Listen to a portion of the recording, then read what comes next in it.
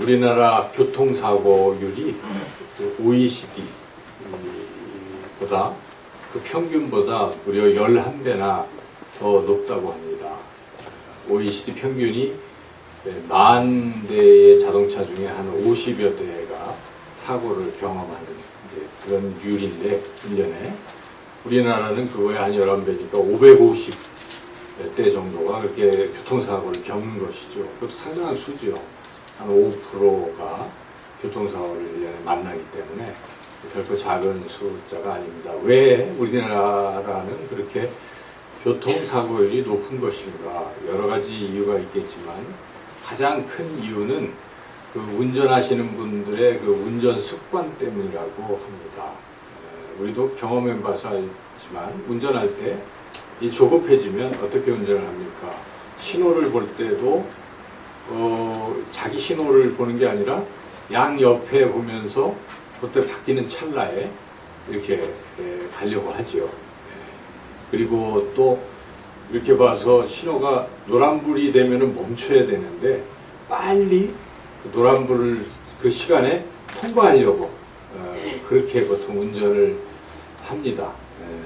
그리고 또 앞차가 자기 속도보다 조금만이라도 늦춰지면 그냥 추월을 해서 가려고 하는 것이죠. 같이 늦춘다기보다 빨리 가려고 하고 그런 습관들이 있다고 합니다. 또 이제 신호가 바뀔 때 앞차가 그 신호 바뀌었는데도 행동을 안 하면 바로 경적을 울리는데 세계에서 그 경적 울리는 속도가 제일 빠른 게 우리나라라고 합니다. 하면 바로 빵. 어떨 때는 너무나 또 그런 경우도 많죠. 그런데 운전자만 그러는 것이 아니라 보행자도 조급하기 때문에 사고를 만난다는 것이죠. 보행자도 보행 신호를 보고 가야 되는데 눈치 빠르게 옆에 차량 신호를 보면서 짐작을 해서 가다 보니까 사고가 나는 것이죠. 좀 기다리면 되는데 기다리지 못해서 뭐든지 좀 빨리빨리 하려고 하는 것, 이런 것을 우리가 흔히 조급증이라고 하죠. 그런데 이 조급증이 어떤 일을 빨리 해낼 수도 있지만 자칫 잘못하면 오히려 더 큰 실수를 하게 되고 일을 그르치게 만드는 그런 경우도 있습니다. 오늘 우리가 읽었던 하나님 주신 이 본문 말씀에 등장하는 야곱이 어찌 보면 바로 그런 조급증 때문에 어려움과 절망에 빠지게 되었다라고 말할 수가 있습니다. 이 야곱은 태어날 때부터 하나님의 축복을 받은 사람입니다. 그래서 이 야곱이 어머니 리브가의 태중에 있을 때 쌍둥이로 이렇게 지금 있는 상태여서 둘이 막 다투고 그랬을 때 하나님께서 리브가에게 말씀을 해주십니다. 큰 자가 어린 자를 섬기게 될 것이다. 그 얘기는 야곱이 형 에서보다 나중에 낳지만 더 큰 복을 받을 것이다. 이제 그러한 약속이죠. 그 어린이 갓난아기가 그것을 뭐 알 수도 있고 모를 수도 있겠지만은 여하튼 야곱은 태어날 때부터 축복을 받도록 그렇게 태어난 사람이죠. 그런데 이 야곱이 조급증이 있었던 것이죠. 그래서 태어날 때부터 어떻게 했습니까? 빨리 나오려고 형 뒷발꿈치를 잡고 나왔다. 그렇게 성경은 기록합니다. 그래서 이름도 뒷발꿈치를 잡은 자, 그 야곱이 그런 뜻입니다. 그렇게 태어날 때부터 뭔가 좀 조급했던 것 같습니다. 그리고 이제 자랄 때 형의 그 장자권이 축복권인데 그것을 어떻게 빼앗으려고 형이 배고픈 틈을 이용을 해가지고 어떻게 했습니까? 팥죽 한 그릇을 끓여가지고 배고픈 형한테 이거 줄까 하면서 대신 장자의 그 명분을 나한테 팔라.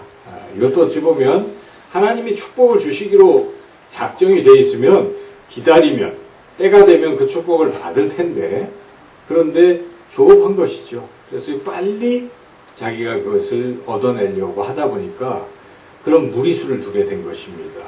형을 그렇게 간교하게 대함으로써 그런 보기도 안 좋죠. 우리가 그런 얘기를 읽으면 어떤 사람은 잘못 해석해서 야곱이 정말 열심히 있고 열정이 있다, 뭐 이렇게 얘기하지만 틀린 얘기죠. 그것은 별로 좋은 얘기는 아닙니다. 그리고 나중에 이제 아버지 이삭이 나이가 들어서 축복을 하는 이제 그런 거의 임종을 앞두는 상태에 축복을 하려고 하는데, 그때도 이 조급증 때문에 어떻게 했습니까? 야곱은 이 어머니와 함께 변장을 했죠. 자신이 마치 형인 척, 손에 막 털도 이렇게 달고 해서 형인 척 하면서 아버지를 속였습니다. 그래서 이삭이 눈이 어둡고 그래서 잘 모르니까 그냥 그 야곱이 형 에서인 줄 알고 축복을 해버린 것이죠.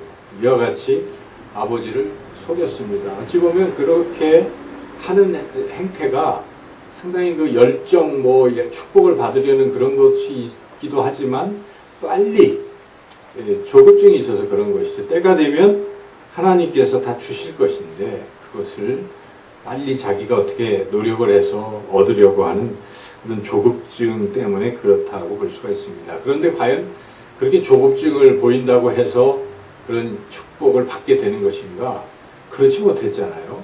야곱은 자기 입으로도 마지막 고백을 합니다. 내가 참 험악한 세월을 보냈다. 그렇게 고백하고 또 아버지를 속인 것에 대해서 톡톡히 대가를 치릅니다. 그래서 외삼촌 라반에게 가서 어떻습니까? 2번씩이나 속임을 당하죠. 그 라반이 이제 그 라반의 딸 라헬을 사랑하다 보니까 야곱이 라헬과 결혼하고 싶어서 그러니까 그럼 7년 동안 일해라. 내가 내 딸 라헬을 주겠노라. 근데 7년 동안 열심히 일하고 이제 결혼을 하는데 밤에 보니까 누굽니까? 그 언니 레아가 들어와 있는 거예요. 그래서 속은 거죠. 그래서 다시 또 라헬과 결혼하려고 또 7년을 열심히 일해서 결혼하게 되는 그런 속임을 당하게 된 것입니다. 그리고 또 아들들을 12이나 낳았는데 그 중에 요셉, 어찌 보면 라헬을 자기가 사랑했으니까 라헬이 낳은 뒤늦게 낳은 아들 요셉을 굉장히 사랑했습니다. 그런데 너무 사랑하다 보니까 편애하다 보니까 다른 형들이 시기를 하게 돼서 그래서 다른 형들이 요셉을 이제 죽이려고 하다가 애굽의 노예로 팔아버립니다. 그리고 나서 아버지 야곱에게 와서 뭐라고 합니까? 요셉이 죽었다. 요셉 동문에 피를 묻혀서 죽었다고 속입니다. 야곱이 어떻게 했습니까? 속았습니다. 그래서 요셉을 만날 때까지 야곱은 속았기 때문에 그냥 낙심하고 근심하고 그 아들 없는 것에 대해서 탄식하며 그 인생을 또 보냈다는 것이죠. 그 야곱의 인생을 이렇게 우리가 보면 조급증으로 뭔가를 얻으려고 한다고 해서 얻어지는 게 아니다. 도리어 그런 부당한 방법으로 교묘한 방법 또 속임수 등을 쓰면 오히려 그게 부메랑으로 자기에게 돌아오고 만다 하는 것을 우리가 성경을 통해서 깨닫습니다. 오늘 본문 말씀도 그러한 조급증 때문에 이 속임수를 쓴 뒤에 야곱이 처하게 된 그런 아주 절망적 상황을 우리가 오늘 본문을 통해서 깨달을 수가 있는데요. 본문이 시작되는 10절과 11절 말씀 함께 읽어보겠습니다. 야곱이 브엘세바에서 떠나 하란으로 향하여 가더니 한 곳에 이르러는 해가 진지라 거기서 유숙하려고 그곳에 한 돌을 가져다가 베개로 삼고 거기 누워 자더니 브엘세바는 아브라함 그리고 이삭 그리고 이 야곱의 어찌 보면 고향 같은 곳입니다. 브엘세바 이스라엘의 그 남쪽에 있는 브엘세바. 그런데 지금 이 브엘세바 고향을 야곱이 떠나게 되었습니다. 앞서 말씀드린 그런 조급증 때문에 축복을 빨리 얻으려고 하는 조급증 때문에 지금 형 에서의 그 분노를 사고 형 에서가 죽이겠다고 하는 이런 상황에 어쩔 수 없이 지금 고향을 떠나고 있습니다. 떠나서 하란으로 가는 것인데 하란은 저 이스라엘 밖에 저 북쪽에 있는 곳인데 지금으로 말한다면 아마 시리아 쪽에 이라크, 시리아 그 경계에 있는 것 같습니다. 그 지역으로 지금 가게 되니까 타향으로 가는 것이죠. 졸지에 그동안 정든 부모님, 고향을 떠나서 야곱은 타향으로, 그것도 한 번도 안 가본 타향으로 가게 되었다는 것입니다. 그런 상황, 그리고 밤이 되어서 지금 잠도 마음대로 못 자니까 그냥 길바닥에서 베개도 없이 돌을 이렇게 끌어다가 베개 삼아서 이렇게 잠을 청하고 있는 이런 모습을 우리가 오늘 말씀을 통해서 보게 됩니다. 요셉이 처한 이 절망적 상황이 어떤 상황이었을까요? 첫째는 두려움 속에 있었다는 것입니다. 야곱은 형이 언제 쫓아와서 자기를 죽일까 아주 두려움이 있었던 것이죠. 이런 두려움은 어찌 보면 야곱 평생에 있었을지 모릅니다. 그가 20년이 지난 후에 다시 그 아람 그쪽 하란에서 이스라엘로 돌아올 때 보니까 형 에서가 400명을 데리고 온다는 소식을 듣고 어땠습니까? 야, 나 죽이러 오는가 보다. 두려워서 이 야복강가를 건너지 못하고 처자와 모든 우양들은 다 보내면서도 자신은 이쪽 건너편에 밤새도록 기도하면서 그 두려움 속에서 기도했던 것이죠. 그와 같이 야곱은 어떤 두려움 속에 있었던 것이죠. 지금 시작된 이 상황은 그 두려움이 아주 극에 달해 있겠죠. 그런 두려움과 공포 속에 지냈다 하는 것입니다.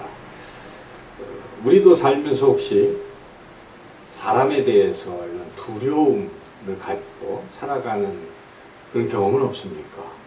이렇게 옛날 우리 여성분들이 시집 가면 어떻습니까? 좋으신 시어머니들도 많지만 그래도 왠지 시어머니가 늘 두려울 수도 있죠.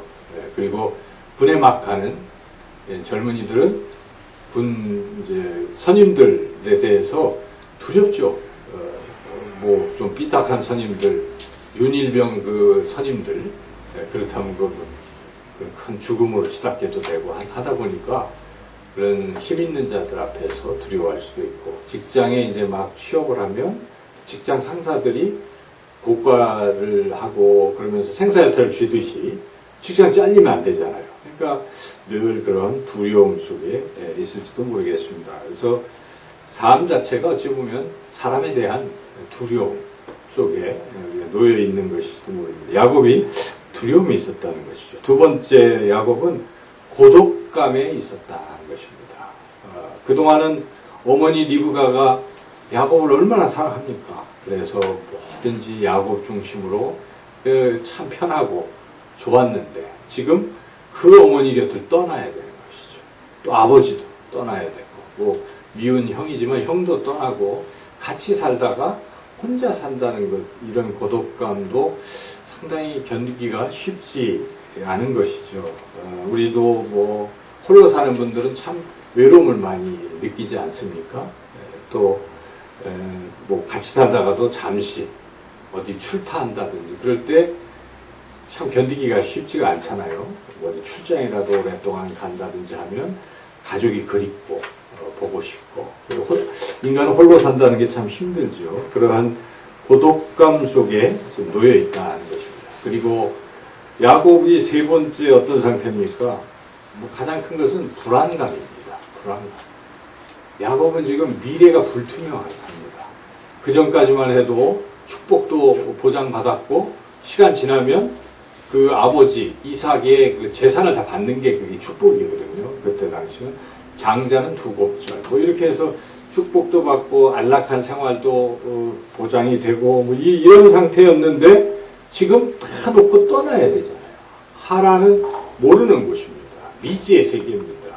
물론 도전 정신이 있어서 해보자 이런 마음이 있을 수도 있겠지만 사람이 어디 그렇습니까? 안 해본 것 참 어떻게 될지가 불안한 것이죠. 나의 미래는 어떤가? 우리가 나이 든 사람들은 점점 나이가 들면 나의 노후는 어떻게 될 것인가? 불안하잖아요. 노후에 제대로 살 수는 있는가? 이런 것들이 미래가 불투명하면 불안해지는 것입니다. 젊은이들도 과연 내가 취업을 할 수 있는 것인가? 내가 또 결혼을 할 수 있는 것인가? 자신의 미래에 대해서 불투명하다 보면 굉장히 불안한 것이죠. 인생은 이 야곱이 겪고 있는 이러한 불안함을 우리도 같이 겪고 있을지 모릅니다. 그러한 인생이 겪을 수 있는 그런 두려움이라든지 고독감이라든지 이 불안함이라든지 이런 것을 지금 야곱이 경험하고 있습니다. 그래서 한마디로 말한다면 야곱은 지금 절망적 상황에 놓여 있다 하는 것이죠. 이렇게 절망적 상황에서 야곱이 밤에 잠을 청한 것입니다. 딱딱한 돌을 베개 삼아 잠을 청하는 것입니다. 우리도 아마 이런 두려움 또 불안 이런 속에서 잠을 청하는 분들도 있습니다. 그럴 때도 우리가 있습니다. 그때 잠이 잘 안 오죠. 그래서 야곱도 아마 잠이 잘 안 왔던 것 같아요. 그냥 꿈을 꾸는 거죠. 잠이 설잠을 자고 그러면서 그런데 그 꿈이 참 좋은 꿈이었어요. 그 불안감과 고독감과 또 그러한 두려움 속에서 야곱은 하나님을 만나게 된 것입니다. 근데 이 야곱이 하나님을 만나고 싶어서 만난 게 아닙니다. 하나님께서 일방적으로 야곱에게 찾아오셨다는 것이죠. 야곱이 꿈을 꿨는데. 그래서 나중에 야곱이 뭐라고 하면 과연 하나님이 여기 계신데 내가 몰랐다. 이렇게 얘기할 정도로 하나님이 찾아오신 것이죠. 성경을 보면 하나님은 찾아오시는 분이세요. 그렇죠? 여러분 스스로 하나님을 만나고 찾으러 간 사람들은 거의 없어요. 아브라함도 하나님께서 갈대아 우르에서 찾아가셔서 그를 부르신 것입니다. 다윗도 그냥 목동 생활하는데 하나님이 그를 만나시고 부르셔서 이스라엘의 왕으로 삼으신 것이죠. 그래서 하나님께서 찾아가 주신다 하는 것입니다. 또 바울도 어떻습니까? 바울도 하나님께서 찾아가신 거예요. 우리 주님께서 그가 예수님 믿는 사람들을 자꾸 죽이려고 하고 딴 길로 가고 있는데 부활하신 예수님께서 다메섹 도상에서 바로 그 바울을 만나 주신 것이죠. 그래서 이 성경에 보면 하나님의 사람들을 하나님께서 이렇게 찾아가고 계시다. 삭개오도 어떻습니까? 삭개오도 토색하고 괴로운 생활 사람들에게 따돌림 받고 있는 그런 상황인데 하나님께서 그 삭개오를 찾아가신 것입니다. 욥기를 자세히 읽어봐도요. 결국 하나님이 찾아가는 것입니다. 욥이 고난 속에 아무런 해답도 없고 그냥 거의 인생을 자포자기하고 살아가고 있을 때 어느 날 하나님께서 욥에게 나타나신 것입니다. 드디어 욥이 하나님을 보고 이제 귀로만 듣던 하나님을 내가 얼굴을 배웁니다. 그렇게 하나님이 욥을 찾아오신 것입니다. 예수님의 제자들은 어떻습니까? 당시 랍비들에게 찾아가야 제자가 됩니다. 유대 사회 팔레스타인에서는 그래서 나 제자 삼아주세요 하고 찾아오지만 그렇게 아니에요. 예수님의 제자들은 예수님이 찾아가셨습니다. 그래서 나를 따라오라 부르셨다는 사실이에요. 성경은 한결같이 하나님께서 우리들에게 찾아오신다는 것을 분명히 말씀하십니다. 이와 같이 하나님은 두려움, 외로움, 불안감에 놓여있던 이 절망 속에 놓여있던 야곱에게 찾아가신 것입니다. 이것이 진리입니다. 그렇다면 우리가 혹시 불안감, 두려움, 또 어떤 외로움 속에 있을 때 우리 포기하면 안 됩니다. 절망하면 안 된다는 것입니다. 왜 그렇습니까?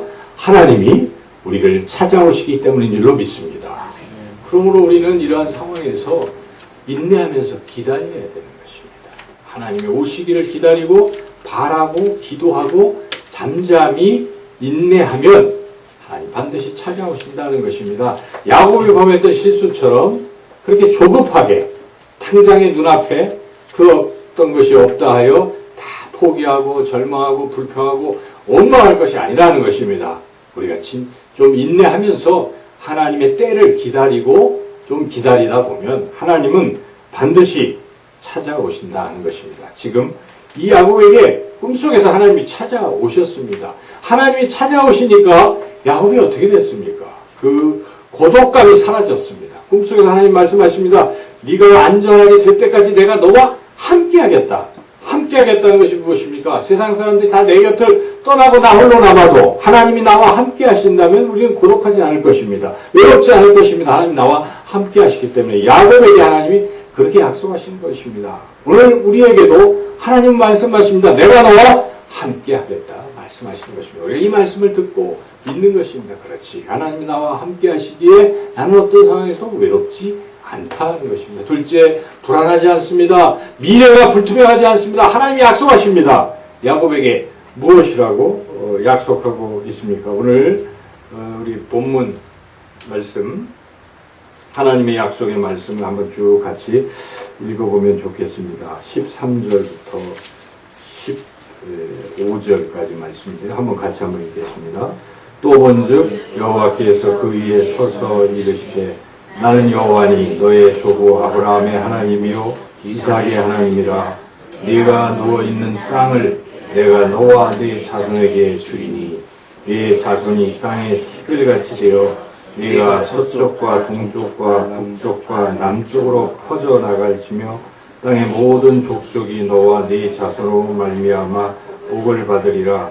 내가 너와 함께 있어 네가 어디로 가든지 너를 지키며 너를 이끌어 이 땅으로 돌아오게 할지라. 내가 네게 허락한 것을 다 이루기까지 너를 떠나지 아니하리라 하신지라. 이 약속의 말씀이 무엇이겠습니까? 미래를 보여주시는 것이죠.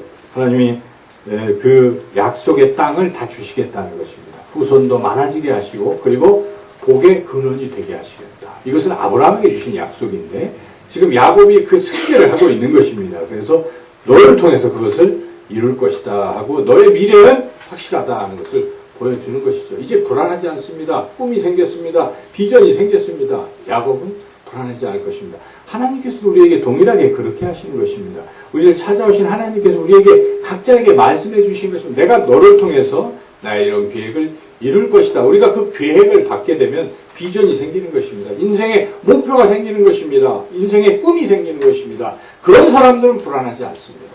당장 현실이 어려워도 꿈이 있는 사람은 불안해하지 않습니다. 그 꿈을 이루어가는 희망 속에서 한 걸음 한 걸음 멋지게 힘차게 살아갈 수 있기 때문이라는 것입니다. 여러분, 하나님이 주시는 그 꿈과 비전을 받으시기를 주님의 이름으로 축원합니다.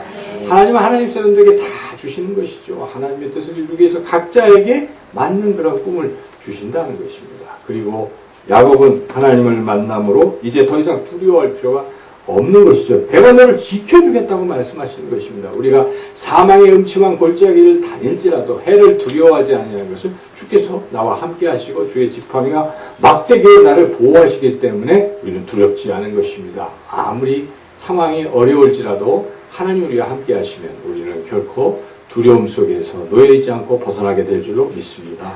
여러분, 상황이 어떤 상황인지 모르지만 그런 상황 속에서도 하나님이 나에게 찾아오시고 말씀하시면 나는 더 이상 이 두려움과 또 고독감 또 그리고 미래에 대한 불안감에서 벗어나게 될 줄로 믿습니다. 그것을 우리가 경험해야 되는 것입니다. 그때까지는 좀 인내할 필요가 있습니다. 저는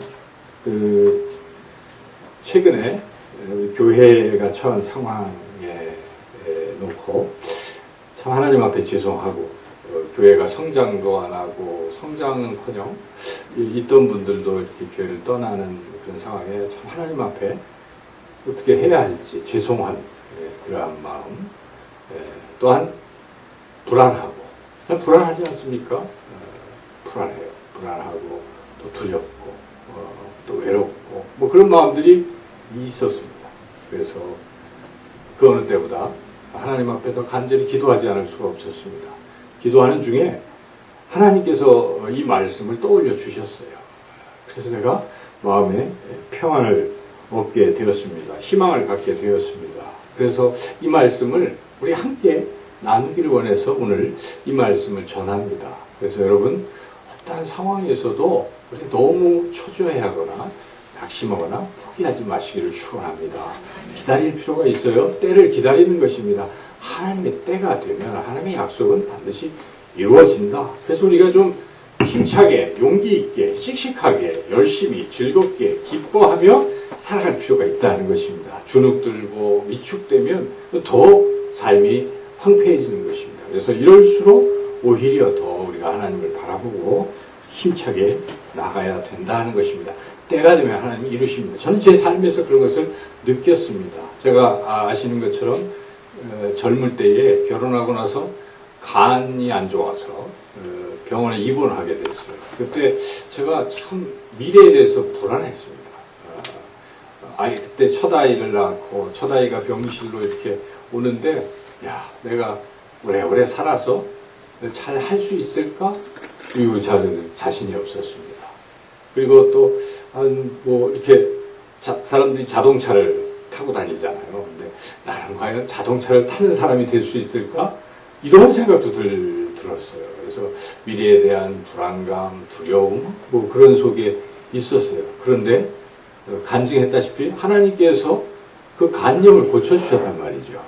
그래서 불과 몇 년 전에 그냥 병원에서 깨끗하게, 다른 건 몰라도 간 가지고는 괜찮아, 이런 판정을 제가 받고, 하나님이 고쳐주시는구나, 오랜 시간 후에 고쳐주시고 또 시력도 어느 정도 좋게 해주시고 하는 것을 제가 경험하면서, 당장에 눈앞에 뭐 힘들고 어렵다 해서 너무 빨리 접거나 너무 실망하고 그러지 마시고, 때가 되면 하나님은 반드시 우리를 그렇게 인도하실 줄로 믿습니다.